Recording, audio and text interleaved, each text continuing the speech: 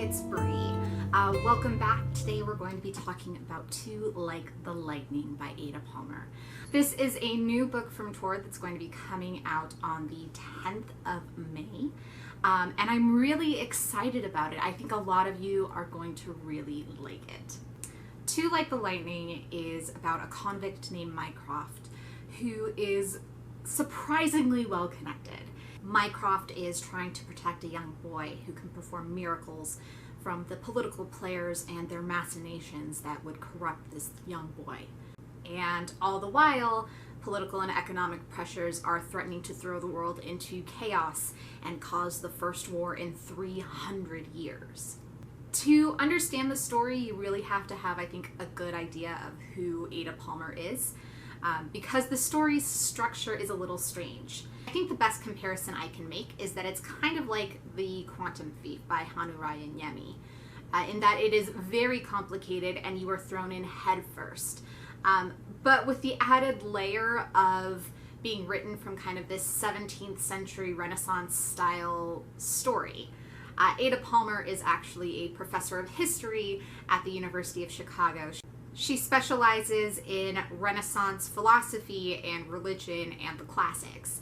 So she has an interesting construction going for her. She's trying to tap into that feel of Diderot and Voltaire, all while making this futuristic SF story. I think she's surprisingly successful, though, like I said, it's hard to get into and it can be a little hard to access.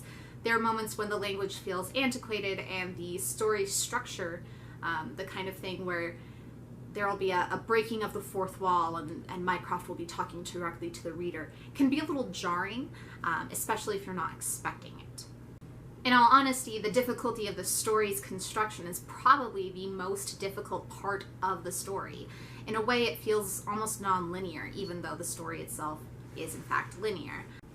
There's a lot of history that goes unexplained and a lot of background and world building that isn't necessarily laid out for you as clearly as in other stories. But Palmer does a lot of really interesting things with it. On top of this kind of religious story about this convict who's trying to protect this miracle child, there's a lot of discussions of gender and what does that mean. In this version of the future, everyone uses gender-neutral pronouns, which Mycroft diverges from and instead uses he and she. And so he has this conversation with his reader, breaking again that fourth wall, saying, you're probably finding this strange that I'm applying he and she to people, and kind of drawing attention to gender and sexuality in that way. And on top of that, he stops using gender and sex in a way that we probably would conventionally today. So instead of a woman being kind of this typical construction of a woman, somebody with two X chromosomes, a woman is somebody who is particularly feminine in his view. A man is somebody who is masculine in his view, even though your actual, genitalia may not match up with that construction. One of the really interesting parts of the story is seeing how a kind of a third party, people who are supposed to be past the constructs of gender and the things that entails, trying to apply them retroactively. And I think it sheds a lot of light on the way that we use gender today. There's a really interesting discussion of religion. In this particular version of the future, there is no more publicly acceptable organized religion. People aren't supposed to talk about religion in groups of more than two people. They have what are called senseiers, who are people who essentially Socratic method you through your beliefs about religion instead of you going to, say, church or having a conversation with your family. In fact, having a conversation with your family is so outside of what is expected that people assume you were part of a cult. And it's really quite interesting to see how we might kind of have that extreme of the separation of the public sphere and religion.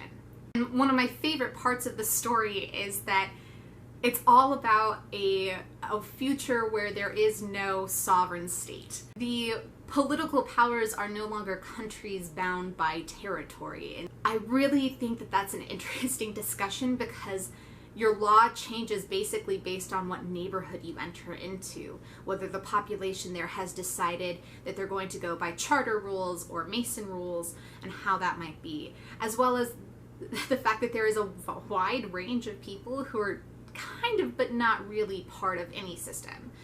They're called the utopians, and they're mostly unbound people whose main unifier is that they don't want to be part of the other groups. And then there are the blackguards, who are basically people who go by no law whatsoever.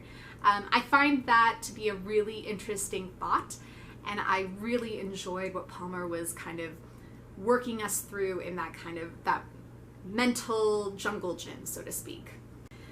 The story, admittedly, like I said, can be a little bit hard to access, but the characters are fun, and the plot, I think, once you get into it and get past that style of writing, is really quite fun and interesting. And moreover, it's the kind of story that makes you think even long after you've read it. I really liked To Like the Lightning by Ada Palmer. A big shout out to NetGalley, which let me read it for free before the release date. If you are going to be picking it up, let me know what you think. I'm really, really interested in the discussions that are going to come from this book. I hope you're having a fantastic reading week, and I'll talk to you later. Bye.